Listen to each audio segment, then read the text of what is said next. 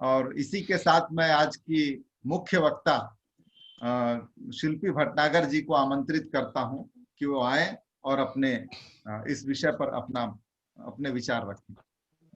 धन्यवाद राजीव कुमार जी। और साहित्य सेवा समिति के पावन मंच को मेरा नमन। सभी आदरणीय गुरुजनों और सुधीजनों को मैं प्रणाम प्रस्तुत करती हूँ अपना। स्वागत है शिल्पी। आज हिंदी के दिवस के पावन बेला पर आज हम यहाँ एकत्रित हुए हैं और इसी उपलक्ष्य में मैं आप सभी को हिंदी दिवस की बहुत बहुत शुभकामनाएं और बधाई देना चाहती हूँ पहले तो। और अभिभूत हूँ कि मेरी संस्था ने मुझे आज इस पावन अवसर पर मुझे ये सौभाग्य प्रदान किया कि मैं हिंदी के विषय में कुछ अपने विचार प्रस्तुत करूं मुख्य वक्ता के रूप में। तो मैं सबकी आभारी हूं और थोड़ी द्रवित हूं क्योंकि एक ओर तो मेरी मातृभाषा हिंदी और दूसरी ओर मेरी संस्था का मुझ पे विश्वास। सबको बहुत धन्यवाद है और आभार व्यक्त करती हूँ। आज का विषय है हिंदी अर्श पर या फर्श पर। तो साथियों मैं अर्श से शुरू करूंगी क्योंकि मेरे लिए हिंदी हमेशा अर्श पे थी, अर्श पे है और हमेशा ही रहेगी। और कामना करती हूँ कि हर एक के लिए ये हमारी हिंदी मातृभाषा अर्श पे ही रहे, यही कामना मेरी है। तो अगर मैं इसके इतिहास और इसके आविर्भाव की बात करूं तो साथियों इसका इतिहास 1000 वर्ष पुराना है। यहाँ 1000 वर्ष पुराना। और हिंदी बोलने वाले पूरे विश्व में 59 करोड़ 60 लाख व्यक्ति हैं। 59 करोड़ 60 लाख, जैसा कि आदरणीय गोयल जी ने कहा 60 करोड़ लोग। जी हाँ, और इसके लिए हम सबको गर्व होना चाहिए। ये बिंदु हमारे गर्व का विषय है। विश्व की 10 शक्तिशाली भाषाओं में हिंदी की गणना की जाती है। चीनी भाषा के बाद ये दूसरी सबसे ज्यादा बोली जाने वाली भाषा है और भारत के कई विविध राज्यों में तो ये बोली ही जाती है। साथ साथ पड़ोसी मुल्कों ने भी इसको अपनाया है और अपनी भाषा में समाहित किया है, जैसे नेपाल, भूटान, म्यांमार, दक्षिण अफ्रीका और भारत अधिकृत पाकिस्तान में भी ये भाषा बोली जाती है। और भाषा की अगर सौंदर्यता की मैं बात करूं साथियों, तो ये कहना अतिशयोक्ति नहीं होगी कि भाषाओं के उद्यान में हिंदी एक ऐसा पुष्प है जो माधुर्य है, जिसमें सौंदर्य है और वो सुगंध से भी भरपूर है। जैसे कि हमारी हिंदी का वृद्ध रूप है और वो जितनी समृद्ध है, उसका परिवार भी उतना ही वृद्ध और उतना ही समृद्ध है। जैसे हिंद यूरोपीय, हिंद ईरानी, हिंद आर्य, खड़ी बोली, संस्कृत, पश्चिमी हिंदी और अपनी हिंदी बोलचाल वाली भाषा हिंदी, वो ये सब मिलाकर एक परिवार है, एक हिंदी का परिवार है जो कि बहुत वृद्ध और अपने आप में बहुत विस्तृत है। और इस परिवार की जड़ें हम संस्कृत भाषा में तलाश सकते हैं और देवनागरी लिपि से इसका उद्गम हुआ था। साथियों, हिंदी सिर्फ एक भाषा ही नहीं, एक अलंकार है। अलंकार है जिसको पहनने से, इसको धारण करने से हम और सुंदर हो जाते हैं, हम और सुगम हो जाते हैं। और जितनी सुंदर ये है उतनी ही ये सुगम है और सहज भी है। और इसकी सुगम और सरलता का अंदाजा इस बात से लगाया जा सकता है कि अन्य देशों के लोगों ने भी इसे अपने भाषा में इतने प्यार से सराहा है, इसकी महत्ता को माना है और वो आज हिंदी को लेकर अपनी भाषा में इसे समाहित करते हैं और इसको पूछते भी हैं। उदाहरण के तौर पर फिजी, मॉरिशस, गयाना, सूरीनाम, बाली, नेपाल और संयुक्त अरब अमीरात में ये भाषा बोली जाती है। और अबू धाबी में तो इसको न्यायालय की तीसरी भाषा के रूप में मान्यता मिली हुई है। तो ये हम सब के लिए गर्व का विषय होना चाहिए साथियों, और मैं गर्वित हूं अपनी हिंदी पर। सही। हिंदी के विविध रूप हैं। हमारी हिंदी के 3 मूलभूत रूप हैं। एक है बोलचाल की भाषा, जो हम लोग आपस में बोलते हैं अपने घर में, बच्चों से, पड़ोसियों, रिश्तेदारों से और अपने मित्रों से। दूसरी है हमारी राजभाषा। राजभाषा मीन्स जो सरकारी कार्यालयों में, दफ्तरों में जिसमें लिखत और पढ़त होती है, वो औपचारिक भाषा। और एक होती है साथियों संपर्क की भाषा। संपर्क की भाषा वो है भिन्न भिन्न भाषा भाषियों के बीच भाषा विनिमय का माध्यम बनने वाली जो भाषा होती है, उसको हम कहते हैं संपर्क भाषा। और आदरणीय मंच, मुझे ये बताते हुए बहुत हर्ष का अनुभव हो रहा है कि ये तीनों ही रूपों में हमारी हिंदी अपना दायित्व बहुत सहजता से और बहुत खूबसूरती से निभा रही है। हमारी हिंदी विश्व पटल पर, वैश्विक हिंदी, हिंदी का विश्व में भी एक महत्वपूर्ण स्थान है। सन 1998 में यूनेस्को द्वारा एक रिपोर्ट जारी की गई। तमाम तरीके के दुनिया के भ्रमण के बाद उन्होंने एक अपना डाटा तैयार किया और उन्होंने एक रिपोर्ट दी यूनेस्को ने, और जिसमें उन्होंने माना कि हिंदी विश्व में बोले जाने वाली सबसे दूसरी प्रचलित भाषा है, बहुत ही सौम्य भाषा है। और मुझे ये बताते हुए बहुत अच्छा लगेगा आप लोगों को, क्योंकि मुझे पढ़ के बड़ा अच्छा लगा था ये कि उन्होंने इस रिपोर्ट में बहुत मोटे मोटे अक्षरों में ये बात लिखी थी कि विश्व भाषा बनने के भी हिंदी में सभी गुण विद्यमान हैं।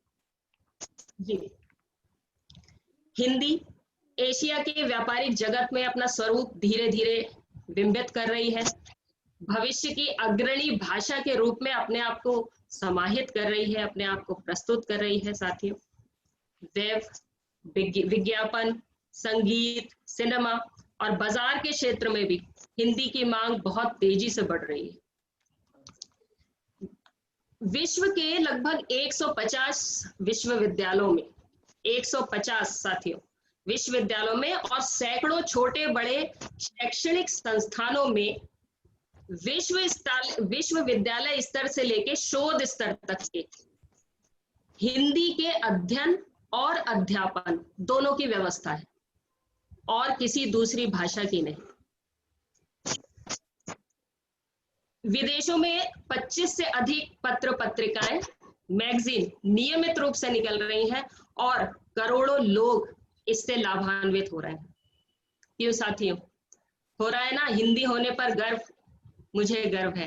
हिंदी होने पर गर्व जी, हिंदी भाषी होने पर गर्व जी।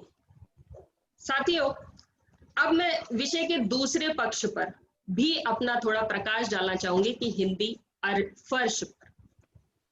और आदरणीय मंच, मैं कुछ दुर्बल पक्षों को उजागर करना चाहूंगी जो कि बहुत ही शोचनीय है, विचारणीय है और चिंतनीय है। विडंबना है कि आज योग को 177 देशों का समर्थन मिल गया, योग को, और हमारी हिंदी को 129 देशों का भी समर्थन बहुत मुश्किल और बहुत लड़ाई के बाद मिला है। साथियों, विषय के इस पक्ष को भी मैं शुरुआती दौर से लेती हूँ।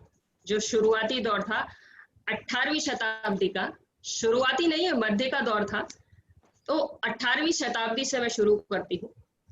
18वीं शताब्दी वो थी जब हम परतंत्रता की जंजीरों में जकड़े हुए थे, हम गुलाम थे, मजबूर अधिक थे और असहाय भी अधिक थे।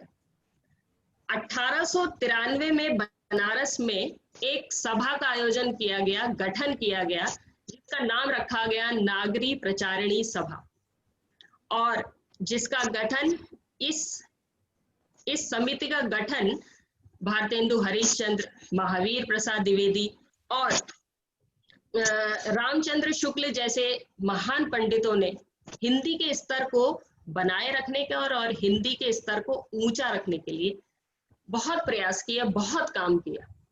लेकिन चूंकि हम गुलाम थे तो सरकारी तौर पे इस पे हमें कोई सफलता नहीं मिली, और ना उस समय के साहित्यकारों को इतना उनको साधन मिले कि इसको अच्छे तरीके से वो ऊपर ले जाते हैं, अर्थात साधन पर्याप्त नहीं थे। जब आजादी मिली तो महात्मा गांधी जी को की इच्छा थी कि हिंदी भाषा को तकनीकी रूप से बहुत मजबूत बनाया जाए, क्योंकि वो चाहते थे कि हिंदी की प्रगाढ़ता हो हिंदुस्तान में। लेकिन ये भी दुर्भाग्य रहा आदरणीय मंच कि कुछ स्वतंत्रता के कुछ महीनों बाद ही गांधी जी का देहांत हो गया और उनकी ये जो इच्छा थी वो भी फलीभूत नहीं हो सकी। बागडोर आई पंडित जवाहरलाल नेहरू के हाथ में, जो कि सर्वविदित है कि उनकी स्वयं की शिक्षा इंग्लैंड में, उच्च शिक्षा इंग्लैंड में हुई थी और उनका व्यक्तित्व स्वयं अंग्रेजियत से बहुत प्रभावित था।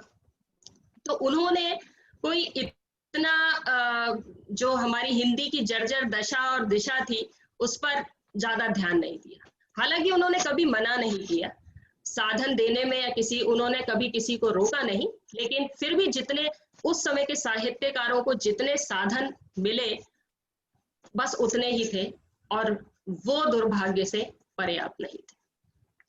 तो जटिलता शुरुआत से ही रही हमारी हिंदी के साथ, और जो उसको ऊपर उठाने के, उसके उत्थान की जो लड़ाई उस वक्त के साहित्यकारों ने लड़ी थी, लोगों ने लड़ी थी, वो कुछ मानकों पे, कुछ बिंदुओं पर आज भी जारी है साथियों, मैं ऐसा मानती हूँ। इस पर मैं बस यही कहना चाहूंगी कि क्यों ना साथी अब खड़े हो जाएं, क्यों ना साथी अब खड़े हो जाएं, बांधे मुट्ठी कुछ कस्में खाएं, बांधे मुट्ठी कुछ कस्में खाएं, अपनी माई हिंदी का परचम विश्व पटल पर हम फहराएं, विश्व पटल पर हम फहराएं, क्यों ना साथी कुछ कर जाए।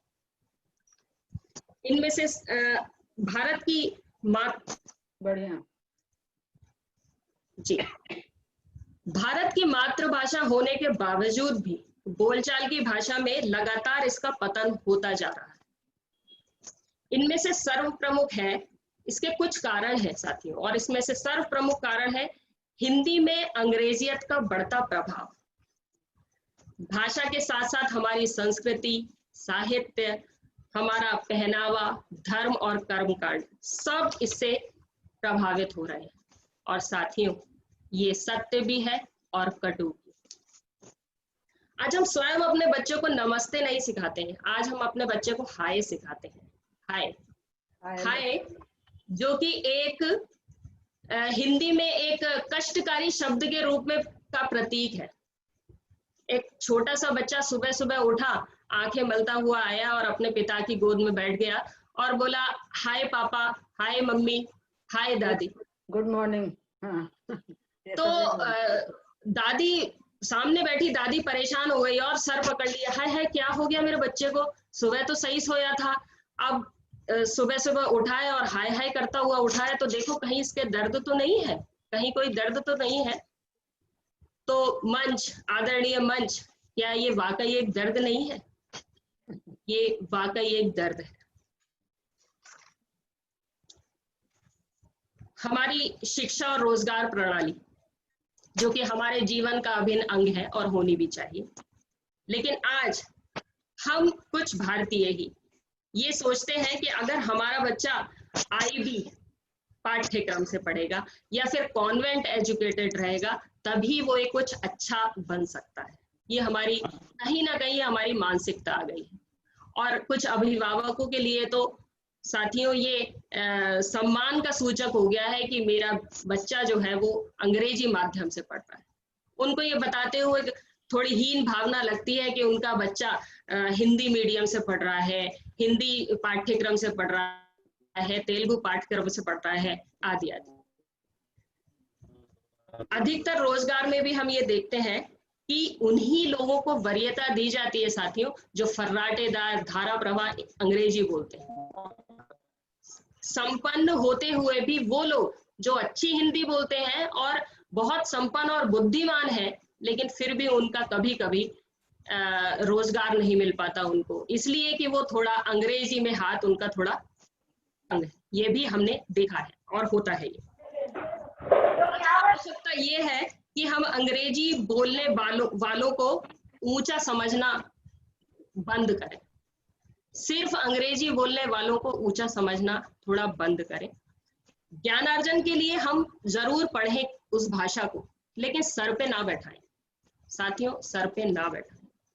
उदाहरण के लिए यदि हमारे घर में किसी की माता जी आती हैं या माँ आती है, तो बेशक हमें उनका आदर जरूर करना चाहिए, कभी तिरस्कार नहीं करना चाहिए, लेकिन हाँ इस हद तक कि हमारे घर में रहने वाली माँ ये ना सोचे कि उसका तिरस्कार हो रहा है। तो हमारी हद जरूर होनी चाहिए किसी भी भाषा को अपनाने के लिए। ये गलत नहीं है, लेकिन हद में होना चाहिए, उसके लिए एक सीमा होना चाहिए।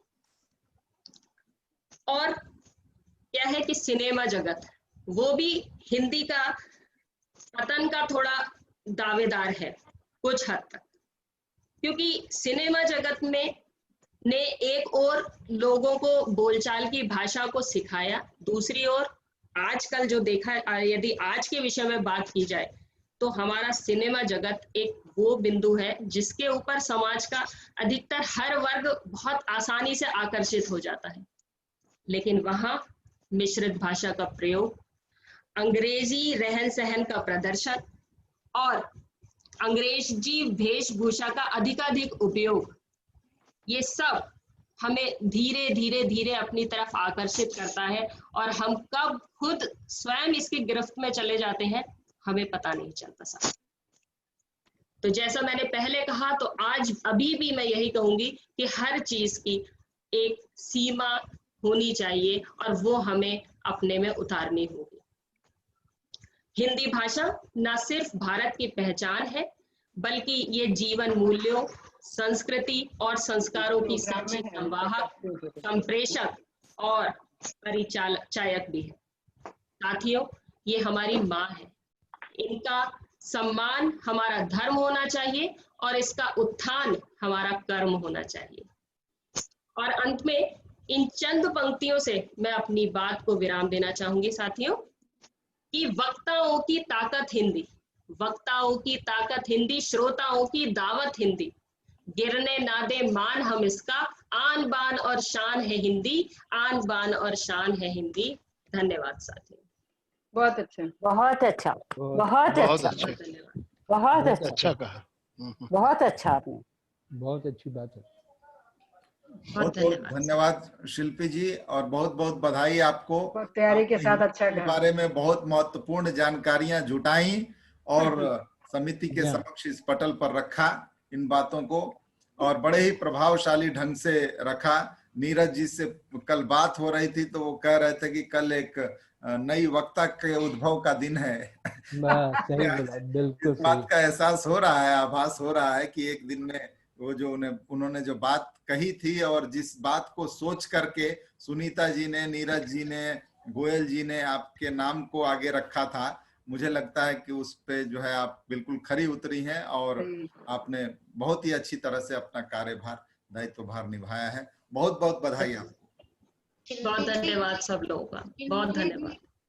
शिल्पी जी आपको बधाई।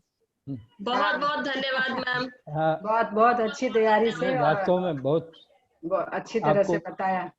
बहुत बहुत धन्यवाद, बधाई शिल्पी जी, बहुत बहुत बधाई। बहुत बहुत बधाई हो आपको शिल्पी जी। बहुत बहुत धन्यवाद सारे अग्रजों को, इतना आशीर्वाद मिल गया आज के दिन तो वो बहुत है, और आप लोगों की छत्र छाया में जो होगा सब अच्छा होगा। धन्यवाद, ऐसे ही आशीर्वाद और विश्वास बनाए रखें। हमारी उम्मीद से ज्यादा अच्छा बोला आपने। अच्छा अच्छा, धन्यवाद मैम, धन्यवाद। बहुत बहुत धन्यवाद। मेहनत सफल हो गई, बस कुछ नहीं चाहिए। बिल्कुल।